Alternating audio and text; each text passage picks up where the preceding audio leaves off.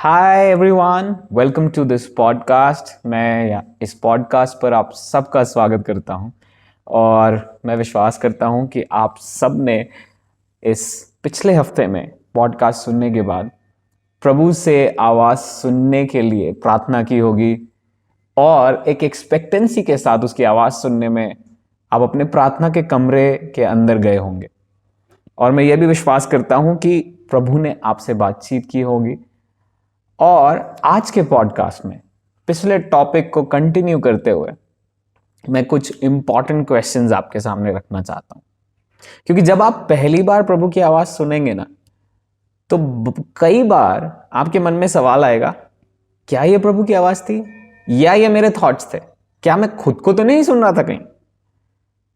हमारे स्कूल में, prophetic school में जब बच्चे आते हैं तो इस सेशन के बाद यूजुअली उनके मन में यही सवाल होते हैं, भैया क्या ये हमारी आवाज थी, क्या ये हमारे थॉट्स थे या ये प्रभु की आवाज थी? बिकॉज बहुत सारी बार ना ये सवाल क्यों आते हैं, ये एक बहुत जनरल सी चीज है। ये सवाल क्यों आते हैं? बहुत सारी बार जब आप प्रभु को सुनने के लिए फर्स्ट स्टेप लेते हैं और पहली बार जब आप उसकी आवाज सुनते हैं, तो हमें नहीं पता कि वो आवाज एक ग्लोरियस वॉइस जैसी होगी या एक बहुत ही साधारण आवाज होगी। और उस कॉन्सेप्शन में या उस तरीके से सोचने में हम कैजुअली इस टेंडेंसी से प्रभु के सामने जाते हैं कि उस ग्लोरियस वॉइस को सुनेंगे, और जब ऐसी कोई आवाज नहीं आती तो हम कंफ्यूज्ड हो जाते हैं। नाउ मेरे प्रियो, बाइबल में ऐसे बहुत सारी जगह आप देखेंगे कि प्रभु ने ग्लोरियस वॉइस में एक ऐसी आवाज जिसको सुनते ही यूहन्ना नीचे गिर गया, मृत के समान नीचे गिर गया। उसकी आवाज, उसका अपीयरेंस अलग था।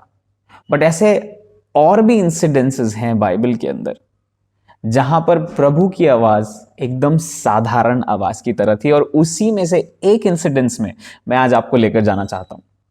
बिकॉज ग्लोरियस इंसिडेंसेस हमारे साथ होंगे, जैसे पॉल के साथ हुए, जो मैंने लास्ट पॉडकास्ट में आपके साथ बातचीत किया था। But there will also be times जहां पे वो साधारण तरीके से हमसे बातचीत करेगा, और फिर ये सवाल आएगा, क्या भैया ये मेरा मन था, या पास्टर जी क्या ये मेरा मन था, या फिर ये प्रभु की आवाज थी? और आइए हम इसीलिए पढ़ते हैं आज पहला सैमुएल, उसका 3 अध्याय, और उसका 1 से लेकर हम पढ़ने जा रहे हैं 11 आयत तक। ठीक है? The book of First Samuel chapter 3 from verse 1 to verse 11। और मैं इंग्लिश बाइबल में पढ़ूंगा, आप इसको अपने हिंदी बाइबल में पढ़ सकते हैं मेरे साथ साथ। The boy Samuel served the Lord in Eli's presence. In those days, the word of the Lord was rare and prophetic visions were not widespread. One day, Eli, whose eyesight was falling, was lying in his room before the lamp of God had gone out. Samuel was lying down in the tabernacle of the Lord where the ark of the covenant was located. Then the Lord called Samuel and he said, "Here I am." And he ran out to Eli and said, "Here I am. You called me." "I didn't call you," Eli replied. "Go and lie down." So he went back and he lay down. Once again the Lord called Samuel. Samuel got up, went to Eli and said, "Here I am. You called me." "I didn't call you, my son," he replied. "Go and lie down." Now Samuel had not yet experienced the Lord, because the word of the Lord had not yet been revealed to him. Once again, for the 3rd time, the Lord called Samuel. He got up, went to Eli and said, "Here I am, you called me." Now, बार बार, बल्कि मैं ऐसा specifically बोलूं तो 3 बार आप यहां पर देखेंगे कि यहोवा ने शमूएल को आवाज दी और शमूएल एली के पास गया। बड़े कॉमन सेंस की बात है। शमूएल हमेशा एली के साथ रहा है, वो एली की आवाज को पहचानता है। जब यहोवा आवाज दे रहा है तो शमूएल को यह आवाज एली जैसी लगती है, और बार बार वो जाकर एली के पास पूछता है, तूने मुझे बुलाया? जब मैं इस पैसेज को पढ़ रहा था यहां पर एक ग्लोरियस वॉइस मुझे नहीं दिखाई देती है। यहां पर शैमुएल के लिए एक जानी पहचानी आवाज है, जो है एली की आवाज। और इसलिए वो बार बार उठता है क्योंकि उसे लगता है एली पुकार रहा है। और वो एली से जाके पूछता है, तूने मुझे बुलाया? एली कहता है नहीं। जब आखिरी में आप पढ़ते हैं ना 9 से 11 तक, तो वहां एली समझ जाता है कि यहोवा शैमुएल को पुकार रहा है। और एली उससे कहता है, अब ये आवाज आए, चौथी बार में अब ये आवाज आए तो तू डरना नहीं, पर उस आवाज से कहना, हां प्रभु, तेरा दास सुन रहा है। इस कहानी या इस इंसिडेंस के अंदर दो बड़ी इंपॉर्टेंट चीजें। पहली चीज, साधारण आवाज, एक ऐसी आवाज जिसको शैमुएल पहचानता था। दूसरी चीज, 3 बार उस आवाज को शैमुएल नहीं पहचान पाया, लेकिन प्रभु की आवाज रुकी नहीं। प्रभु चौथी बार भी उसे पुकारा। मैं बता रहा हूं आपको, हो सकता है प्रभु ने आपसे कुछ बातचीत करी हो, आप उसे नहीं समझ पाए। It's okay, it's completely okay. जब हमारा ब्रेन जब कोई नया काम करता है, पहली बार में हम उसमें परफेक्ट नहीं हो जाते। एक छोटा बच्चा जब ABCD लिखना शुरू करता है, तो ए को वो पता नहीं क्या क्या बनाता है प्रैक्टिस करते समय, पर कई बार प्रैक्टिस करने के बाद वो समझ पाता है कि ये अल्फाबेट क्या है। ऐसे ही हो सकता है इस हफ्ते में पहली बार आपने प्रभु की आवाज सुनी हो और आप में से कुछ लोग परफेक्टली समझ गए हो ये प्रभु है, well done, keep doing it. पर आप में से कुछ लोग ये सोच रहे हो, पता नहीं क्या ये मैं था, क्या ये मेरा मन था, क्या ये मेरे विचार थे, या ये प्रभु था। मैं आपसे ही बात कर रहा हूं और मैं आप ही से कहना चाहता हूं कि बार बार जब आप उसकी आवाज सुनेंगे, आप आवाज को पहचानने लग जाएंगे। एक छोटा सा उदाहरण मैं आपको देता हूं। मान लीजिए आपकी मौसी या आपकी बुआ आपको हर रोज कॉल करें,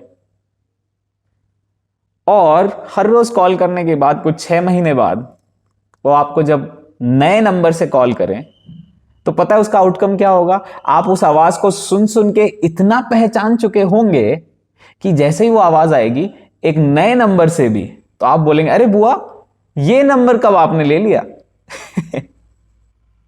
लेकिन मान लीजिए वही बुआ 2010 में आपको कॉल करें और उसके बाद सीधे 2023 में आपको कॉल करें, क्या आप उस आवाज को पहचान पाएंगे? मैं समझता हूं आप उस आवाज को नहीं पहचान पाएंगे। ऐसे ही जब बार बार वो बुला रहा होगा, जैसे वो शैमुएल को बुला रहा था, वो आपको भी बुला रहा है। जब बार बार वो बुला रहा होगा, ये एक इनविटेशन है।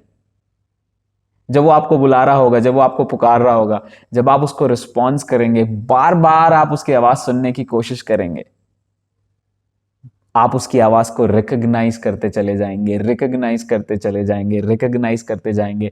और जितनी बार आप उस आवाज को सुनेंगे, अचानक से कुछ दिनों बाद पता है क्या होगा? अब जब दोबारा वो आवाज आएगी, आप बोलेंगे, ये उसी की आवाज है। जब उस सुसाइड के इंसिडेंट्स में प्रभु ने मुझसे पहली बार बात किया, उसके बाद मैं वापस अपनी लाइफ में लौट के चला गया, लिटरली वापस लौट के चला गया। और मुझे नहीं पता मैं क्यों लौट के चला गया। मैंने सुसाइड नहीं किया, लेकिन मैं प्रभु के पास भी नहीं आया। और कुछ 3 महीने गुजर गए, मैं वापस उसी लाइफ में चला गया जिसको मैं पहले जी रहा था। 3 महीने बाद एग्जैक्टली वैसी ही आवाज जब मुझे सुनाई दी, मैं पहचान गया, ये उसी की आवाज है जिसने मुझे उस दिन सुसाइड करने से रोका था। और जैसे जैसे मैं बार बार पवित्र आत्मा से, यीशु से बात करने लगा, वैसे वैसे अब मेरे लिए उतना आसान हो गया है उनकी आवाज को पहचानना। आज मैं आपके लिए एक इनविटेशन ओपन कर रहा हूं। यह इनविटेशन है कंटिन्यूअसली उसके पास जाने का और उससे कहने का, प्रभु मुझसे बातचीत करिए, प्रभु मैं आपको सुनना चाहता हूं।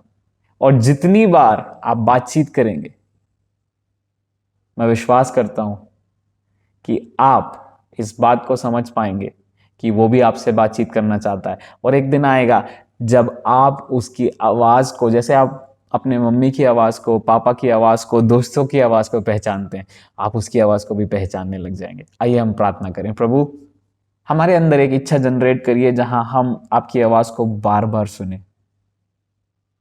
आपके चेहरे की ओर हम बार बार खींचते चले आए। और मैं ये मांगता हूं प्रभु, जैसे शैमुएल 3 बार नहीं समझ पाया, प्रभु अगर हम में से कोई उस आवाज को ना समझ पाए, आप फिर से हमें पुकारें जैसे आपने शैमुएल को पुकारा था। और मैं ये प्रार्थना करता हूं प्रभु आज कि फिर हम आपकी आवाज को बार बार सुनने के बाद पहचानना शुरू कर दें, जैसे यीशु ने कहा था, मेरी भेड़ मेरे शब्द को सुनती हैं और वो मेरे शब्द को पहचानती हैं। प्रभु हम आपकी आवाज को सुनने लग जाएं और पहचानने लग जाएं। धन्यवाद प्रभु, आप हर एक सुनने वाले को आशीष दीजिए और बार बार आपकी आवाज को सुनने के लिए हमें तैयार कीजिए, यीशु के नाम से, आमेन। God bless you all. इस वीक में आप बार बार उसके सामने जाएं और उसकी आवाज को सुनने की कोशिश करें। Thank you so much, bye bye.